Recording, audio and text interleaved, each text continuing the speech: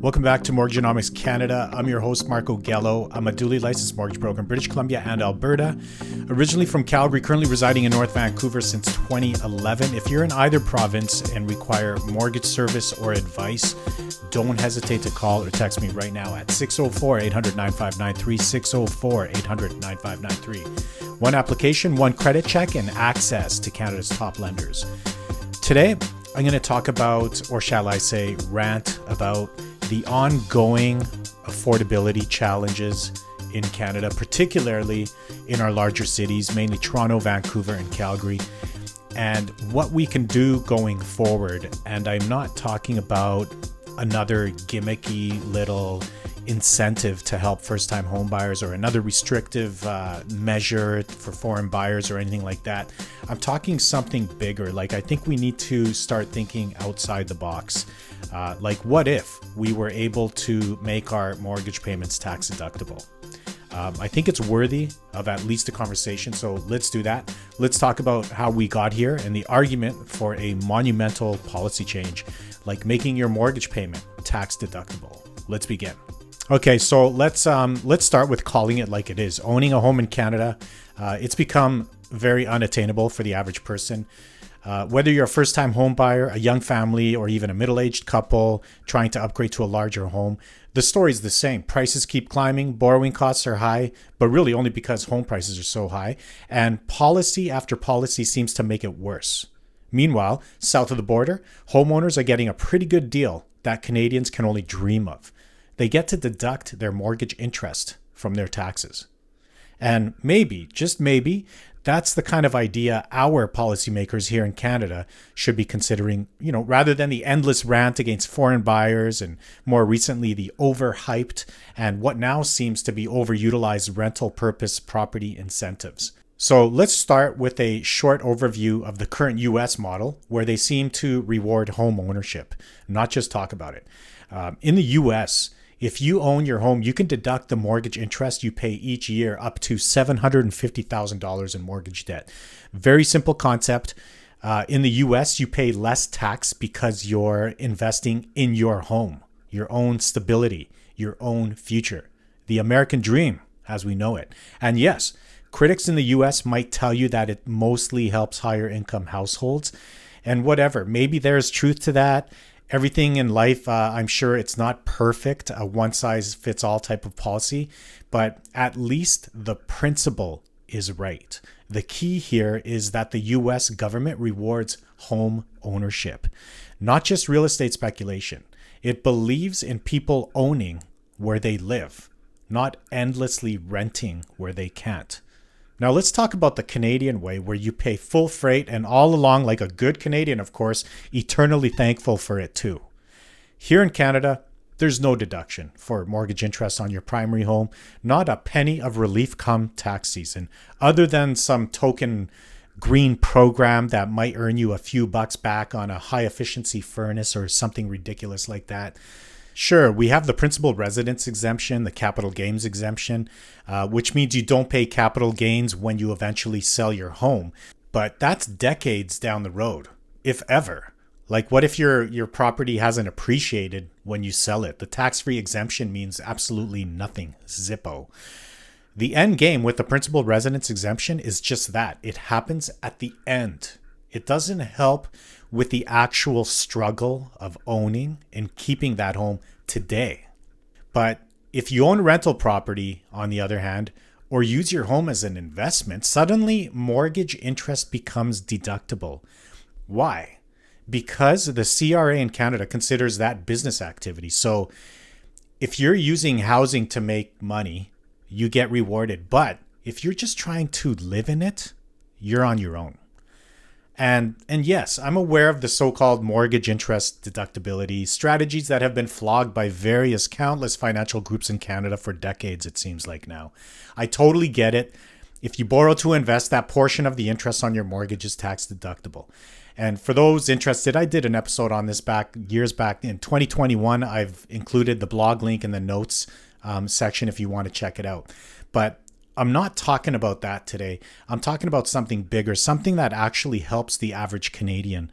How about making the non-investment portion of your mortgage tax deductible? Before we dig deeper into that, we got to track back, and it really is a shame that we even got here in Canada. Sure, it makes sense to tighten up with the foreign buyer bans, but let's be real here. Essentially, we're plugging a leak long after the flood. The damage has already been done. For years, our major housing markets were magnets for unchecked capital, dirty money. Some of it clean, some of it not so much. The resulting price inflation that spilled over into our real estate markets is firmly baked in. And unfortunately, whether you know it or not, we've all taken a bite of it. And we're now all suffering with the consequences of it. And it gets better or worse, depending on how you look at it. Lately, the federal government has been doubling down on rental housing initiatives. GST rebates, low-cost CMHC financing, and generous tax breaks for big developers building purpose-built rentals. Don't get me wrong, we need rental financing and plenty of it. But the concerning part is the direction we're taking. Every new policy seems to cater to institutional landlords and large-scale builders, not families or first-time homebuyers. It's as if Ottawa's new logo or mantra is, don't worry about buying, just rent forever. And here's where it borders on ridiculous. How are we supposed to improve our birth rate statistics when the bulk of new housing stock is literally the size of a motel room? Perfect for a sleepover. But there's no space for little Johnny, let alone space for him to spread out and play Lego. We're luring young people into buying shoeboxes for this independent living type of lifestyle. See what's happening here? Over time, this is quietly discouraging family formation. And then we scratch our heads and wonder why our population growth depends so much on immigration. That's a topic for another discussion. So why have we accepted this for so long? Why are we okay with policies that make it easier for investors and corporations to expand their portfolios, but harder for everyday Canadians like you and me to put down roots? Maybe it's time we shift our protesting might away from the outrage of the day hashtags and towards something that actually secures our futures: home ownership and stability. For the past few decades, it's been an uneven playing field.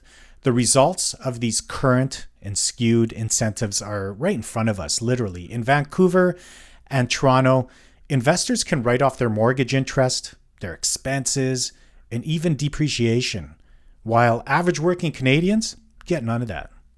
So when it's time to make an offer, who do you think wins? The person with tax-deductible leverage, or the person paying full retail price on everything? This is how markets get financialized. Homes become spreadsheets and profit centers instead of places to live. Meanwhile, everyone else is told to rent and wait for things to normalize. So where do we go from here? What can we do? Here's an idea that's both simple and fair. Make mortgage interest on principal residence tax deductible. Just this one move could do multiple things. Number one, it could lower the real cost of owning a home each year. Number two, it could give families breathing room with volatile interest rates and inflation. Number three, it will almost immediately reward long-term ownership and stability. And number four, it will level the playing field between investors and homeowners. Now, some will say a policy like this is way too expensive for the government of Canada, that we simply can't afford to give up that tax revenue. But let's be honest, the government finds money for everything else under the sun when it wants to. Maybe it's time to stop squeezing working Canadians and start tapping into the wealth that's literally underneath our feet. We're sitting on one of the most resource-rich countries in the world, yet we act like we're broke. If we ever allowed our natural resources sector to properly thrive, we could generate the kind of revenue that actually funds housing solutions without bleeding the middle class dry. Imagine that. Building a revenue stream from big corporations instead of a nickel and diming Canadians who already need every penny of their paycheck. We've tried everything else: foreign buyer bans, empty homes taxes, speculation taxes, and yet housing is still out of reach for most Canadians. Maybe it's time to stop punishing home ownership and start encouraging it. Because at this rate, it's not just about affordability anymore. It's about what kind of country we want to live in.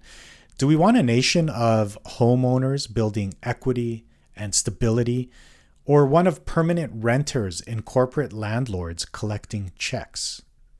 Time to wake up, Canada. We talk about fairness, equality, and opportunity. All of these things, and really every other potentially good thing in life, starts with one thing: having a stable home base.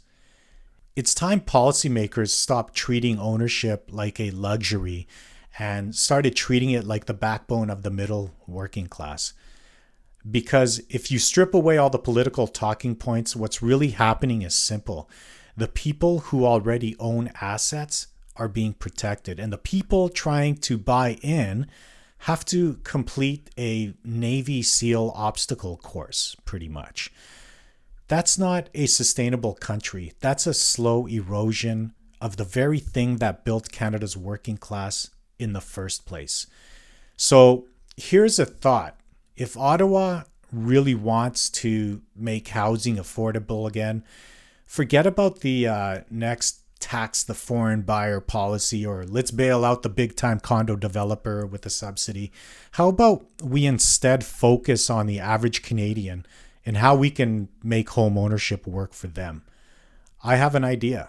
Make mortgage interest tax deductible. It's not a radical proposition, it's fair. And it might just be the policy shift that could bring meaningful results to our affordability challenges. Okay, that's all I got for today. Call or text me anytime if you have any mortgage questions at all, especially if you're in British Columbia or Alberta, as I am licensed to service these specific provinces, and especially if you're from Vancouver or Calgary, as I am very familiar with these markets. Come to me for all your mortgage needs. Call or text me at 604-800-9593, or you can get me on my WhatsApp, or just go ahead and link up to my website, homefinancingsolutions.ca, where you'll find my complete catalog of past blogs and podcast episodes. And one more thing, check out my award-winning mortgage app. It's embedded somewhere in the notes or profile section from where you are listening to or viewing this. This thing is amazing. It comes equipped with tons of calculators, market interest rates, and every other thing you can imagine. It even enables you to do a snap pre-qualification on yourself. You got to check it out. Give it a try. Thank you again for tuning into Mortgagenomics Canada. Stay well, everyone. Talk again soon.